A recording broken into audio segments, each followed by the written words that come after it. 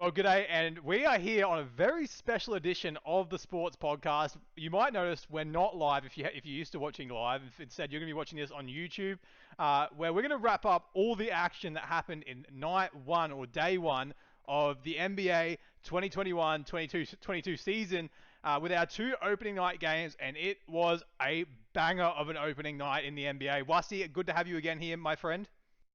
Yeah, no, it's awesome to be here, mate. Like, how good is it finally having the NBA back, man? I've been waiting forever. The day has finally come.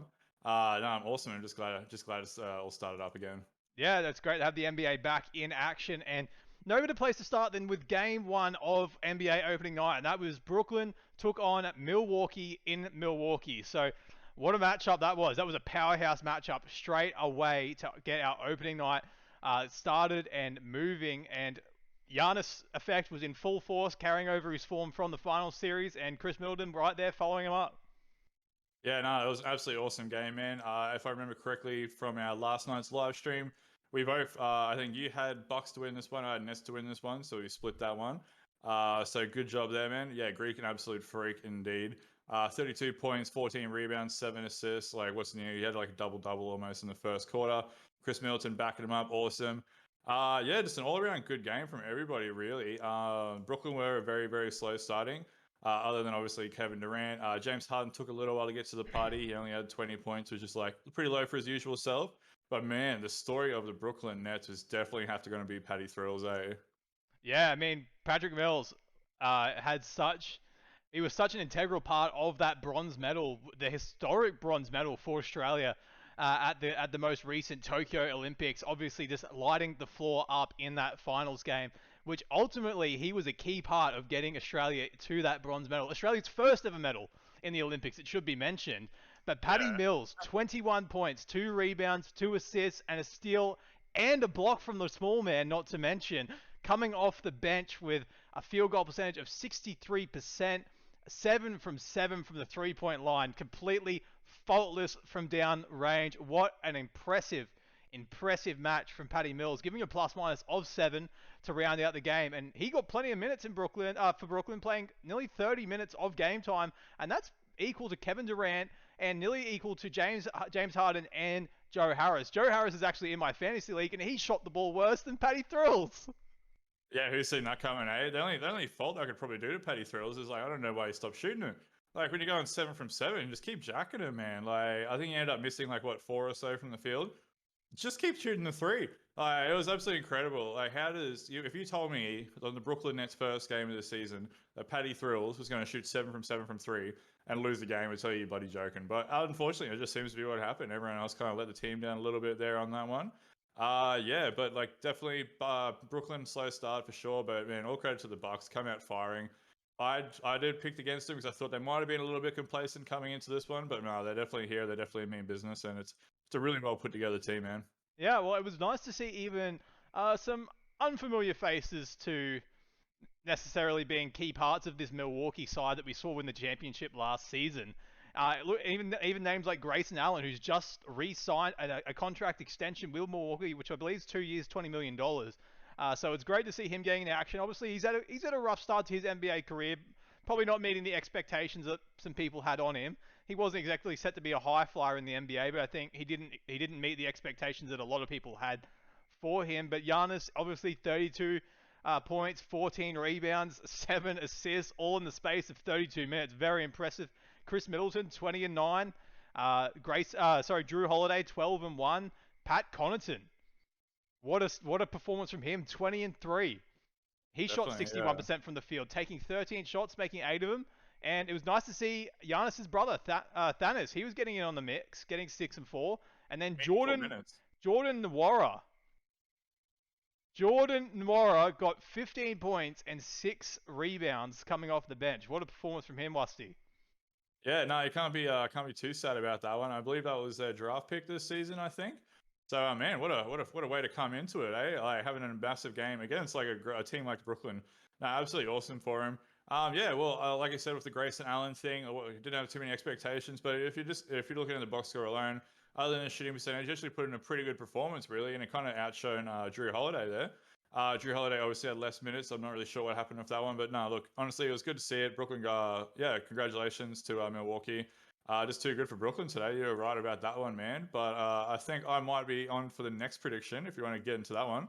Yeah, well, that is our second matchup of opening night, and that was Golden State made the trip across California to Los Angeles, where they took down the Lakers in. Hotel California. I think my heart said. I think I might have said my heart says Golden State, but oh sorry, my mind says Golden State, but my heart says the Lakers. And look, I probably should have listened to my mind. And Golden State's I think the score doesn't accurately reflect the game. It was probably a lot closer than what it looked like, but it was the late game Golden State Warriors that really turned up and showed they're well and truly in the mix this season. Obviously, not to be overlooked was the Stephen Curry triple-double, 21, 10, and 10. Had a rough shooting night, not to mention a lot of his points coming from the free throw line. Obviously, 9 shots, 100% from the free throw, but he went 5 and 21 from the field. Well, I think I recall the prediction a little bit differently than you because I'm pretty sure your heart, body, and soul had picked the LA Lakers to win this one outright. And, that's all right. Like, we can't get them all correct. I've missed the first game too. But look, yeah, look, Lakers played pretty poorly to start off this game, and Warriors played even worse. Lakers really should have had a much more commanding lead than they did early on when Golden State was just absolutely struggling.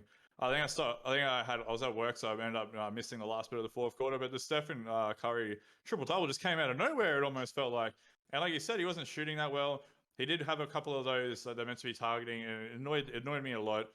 Where he takes a three and then throws his entire body into the defender. And even though they're not meant to be getting the calls for this year, he ended up getting a couple of calls. So hopefully they get that out of the way. But man, Bielitsa played up for him, 15 and 11 and 4. Absolute beast. Like, it still baffles me today why the Sacramento Kings never played him.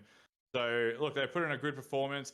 They did not deserve to win this game. Lakers lost this game more than Golden State won it, and you should have been correct. You should have been 2 from 2. But man, Lakers were just absolutely god-awful to finish that off, and no more god-awful than their star point guard. 35 minutes, 8 points. I think he shot 4 from 13. Didn't bang a 3. Didn't stop him from trying. It was a beautiful thing to watch. Anthony Davis and LeBron James, oh my God. What are these guys going to have to do this season to win basketball games? Because when AD is going out there and giving you 35 and 11, LeBron's going out there giving you 34, 11 and 5, like what more can possibly be done? Yeah, look, season to look forward to for all Lakers fans coming ahead, mate. How you feeling about it? Yeah, well, you're exactly right. We could not have asked any more of our star forwards, Anthony Davis and LeBron James combining for 65 points and 22 rebounds across the game. What more can you ask from these two? Both shooting above 55%, mind you.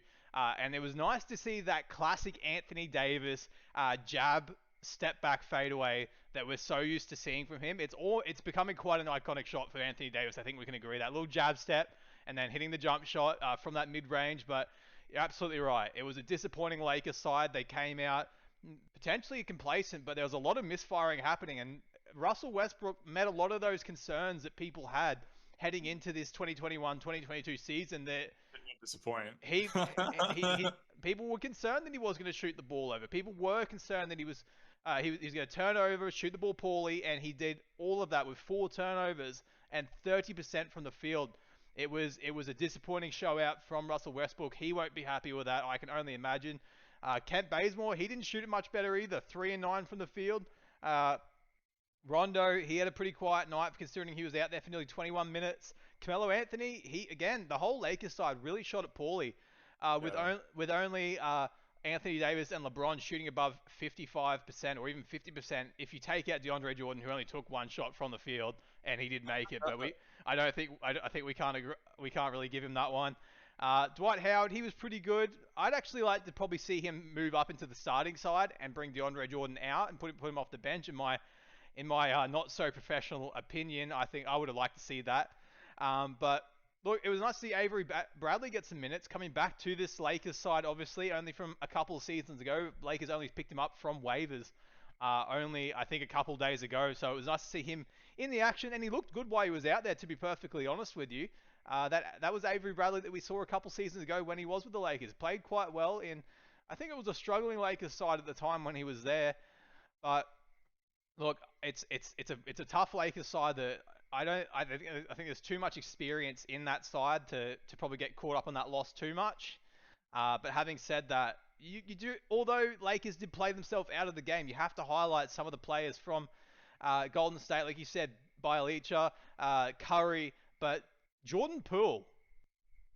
Jordan Poole went 20 points, 2 rebounds, 3 assists, shooting 44% from the field, so not terrible, but had a great night out as well. So it's nice to see Jordan Poole getting in the max. Toscano Anderson, he had a good night out considering. He shot 6 points, 3 rebounds, 1 assist, so not too bad for him either. So look, it was a good team effort across the board from the Golden State Warriors, and I think that's what really played them into it. Wiggins, Wiggins is a different story where he's probably really kind of slipped away in the NBA as far as what people had expected of Wiggins so much in his career. He's probably not meeting that so much these days. The Maple Mamba. People, how his nickname was the Maple Mamba. Yeah, I would say he's probably not living up to those expectations at this point. Yeah, and that's right. And we saw classic Draymond Green defense. Like it was a classic Golden State Warriors. The only thing they were missing was that sweet shot from Klay Thompson, which I'm not sure how far away that is. Are you? About 4 weeks, I'd say. Yeah, so even when he does come back, it's probably not going to be 100% straight away. He's probably going to be eased into it. But yeah, they're looking at around about 4 weeks for him to be back. That's right, 4 weeks until we get to see Klay Thompson and Steph Curry, that dynamic duo, coming back into action, which is going to be amazing. It's going to be sad for Jordan Poole, who played so well tonight, is eventually going to get bumped back to the bench by no fault of his own. So that's it's an exciting time for Golden State, winning their opening night matchup. Got Klay Thompson still to return, so they did it without Klay, and so the Splash Brothers are yet to return in full force, and it's going to be exciting when we do get to see that. I'm particularly excited to see those Splash Brothers come back out firing like we know they can. Oh, definitely, and I definitely need to give credit to Jordan Poole. Absolutely killed it. A lot of people did see this one coming, actually. Like around our fantasy circles, he was like a very popular target. Obviously, his minutes will get taken back once Klay does come in, but he's definitely going to have those minutes there as a 6-minute scoring off the bench. All around great from Golden State. The biggest thing I worry about is you had Rajon Rondo for 21 minutes, and Russell Westbrook didn't come off, so he almost played 35 minutes. That means you're having these two guys on the court at the same exact time. The best thing I could say about Russell Westbrook's game was he actually only turned it over 4 times in 35 minutes, which almost has to be a record for him. But there was no actual offense coming from that. Even Rondo managed to hit a 3, which is now, you can see if you're having Westbrook and Rondo and LeBron James on the court at the same time, because LeBron played 38 minutes, so he didn't come off. Anthony Davis played 40 minutes, so he was only off for 8 minutes. Absolutely ridiculous. So you've got to have these 3 dudes on at the same time. And none of them, they all need the ball in their hands to set everyone else. So if LeBron's not coming off, Davis isn't coming off, Westbrook's not coming off, and Rajon Rondo's playing 21 minutes, who's the shooter? You have to have a center there in there at one point. And if it's not going to be a center, then I don't know. This is the biggest thing that I have to worry about the Lakers.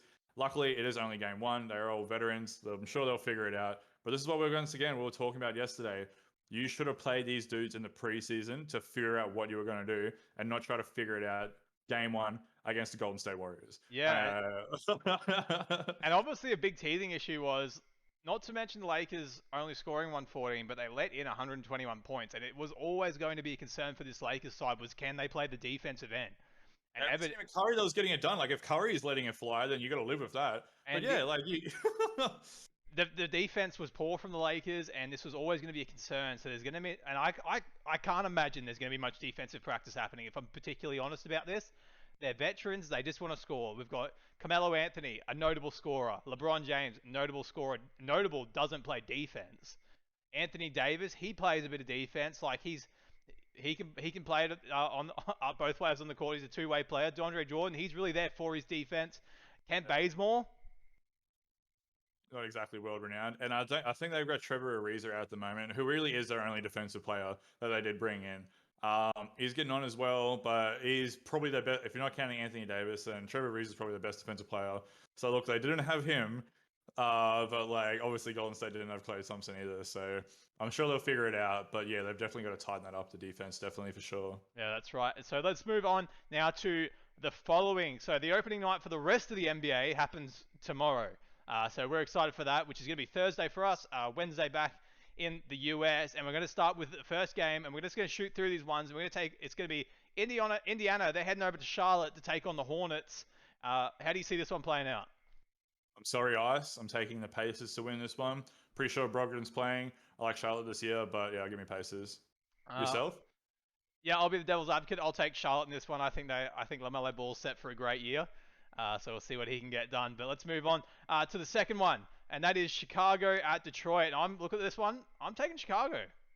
Yeah, Chicago. I don't really need to talk too much about that one. Chicago every day of the week, twice on Sundays. That's right. And now we've got Boston taking on New York in Madison Square Garden. I give New York a shot at winning this one. I think. Tough one. Yeah. Not sure if Jaylen Brown's playing. Not sure if it matters. Give me New York as well. Let's go. I like Jason Tatum this year, MVP caliber player this year. But yeah, give me New York.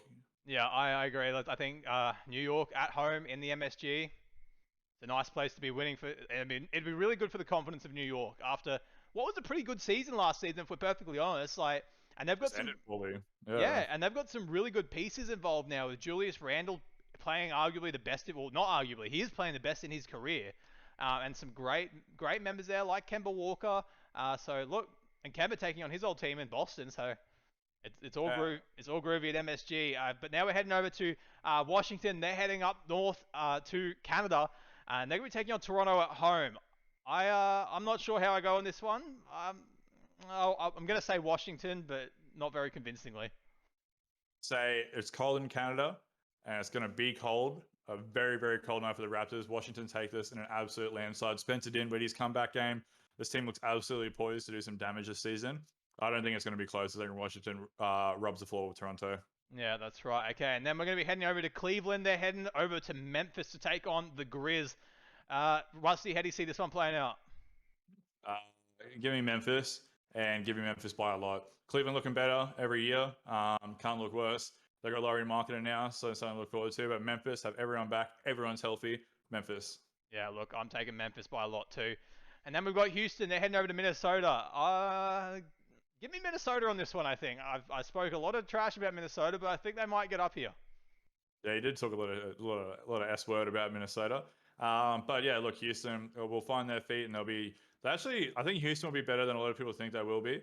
But yeah, Minnesota have to take this one for me. They've got to start that season off correct. Yeah, and I have full faith they can do it against a Houston side that's probably not far from one of the strongest matchups Minnesota will get all season, but not one of the worst. So it'll be interesting to see how that one plays out. And then we head over to the trouble child, and that is Philadelphia, with more news coming out with Ben Simmons suspended and sent home from practice from refusal to participate.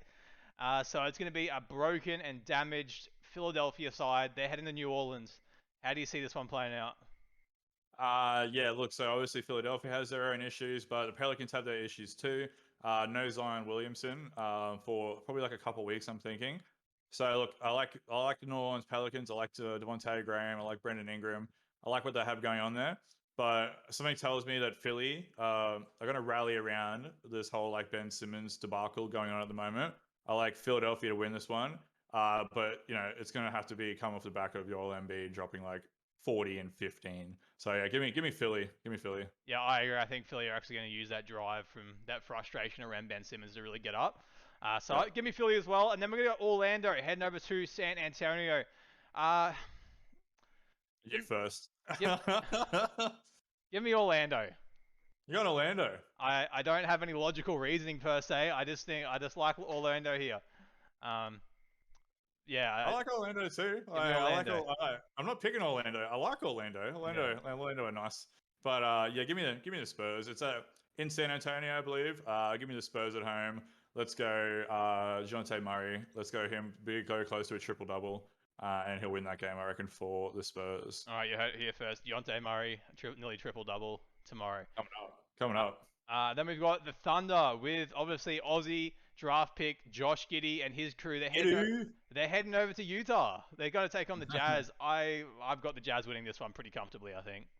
Yeah, heading over to the Music City, and the Fat Lady's definitely going to sing on OKC this on tomorrow. Yeah, it shouldn't really be close at all, really. Utah are probably going to contend for the number one spot in the West. Look forward to seeing what Giddey can produce, and I love SGA. But yeah, this should be pretty bad. Utah by a lot. Yeah, and then we've got Denver heading over to Phoenix to take on the Suns. I've got Denver taking this one too. Oh, Denver. I like. At least we're gonna have some stuff to talk about because I'm gonna take Phoenix. Denver will be really good. Phoenix will be really good. No Jamal Murray. We'll see how Michael Porter Jr. goes. He's gonna have to go big for sure. Give me Phoenix to win this one, and Chris Paul will probably have an injury by the third quarter. And then our final game of the opening nights. When that's gonna be Sacramento. They're gonna be heading to Portland. This Portland side's not quite the powerhouse we used to see in recent years. So it's a shame, but look, Sacramento. I don't even know what to expect from at the point. Who you got taken? Expect nothing from Sacramento. Obviously, they're sitting Bagley out at the moment, and there's probably something to do if they wanted to trade him. Luke Walton's an absolute mess of a coach. Portland. Give me Portland. I don't think Portland are that great this year, like you pointed on, but they're definitely better than Sacramento. De'Aaron Fox is probably going to drop 40 points and still lose this game. It's just a mess at guard. They've got no forwards. Don't know why you'd rest Bagley. Put him out there. Give me Portland. Nurkic back for Portland as well. This one might get ugly. This one might get ugly.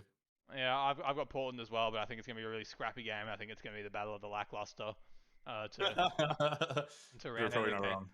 I think there's a couple teams that we've missed, and we'll mention them quickly, which is on the the Friday games, and that's Dallas take on Atlanta. I've actually got Dallas winning this one. Hawks. You're just saying Hawks because you like the Hawks. Then we've got Milwaukee. They're heading to Miami. I got Milwaukee taking out this one pretty comfortably. Give me Miami. I think Miami will finish. I don't like Milwaukee are better than Miami. I think Miami wins this game. Narrow margins? It's going to have to be. I'm fully prepared to go 0 for 3 out of these next 3 picks. But we're going to take Hawks easily, take Miami justly. And then obviously the game after that, we got the Clippers and Golden State Warriors. Give me the Clippers. You put that in a multi and it'll be paying an absolute mint. I'm taking the Clippers over the Golden State Warriors who just beat the Lakers. Give me the Clippers. Yeah, give me the Clippers too, I think, and that will You're on Clippers. Oh my god. I hate the Clippers as much as the next LA member. You're a Clippers fan these days, mate. You need to retire that Lakers jersey. Yeah, that's right. Well, that's going to be the end of our opening nights wrap up, and the special edition. That's good. I like that. Of the sports podcast. I want to thank you on behalf of myself, Lockie and Wasti. We want to thank you for joining us for this special edition. But we'll be back, of course, on Monday night from 5 p.m. Australian Eastern Standard Time, 6 p.m. Australian Eastern Daylight Time for the next live edition of the Collateral Sports Podcast, brought to you by Tream Dilt. Other than that, have a lovely rest of your evening. Catch you next time.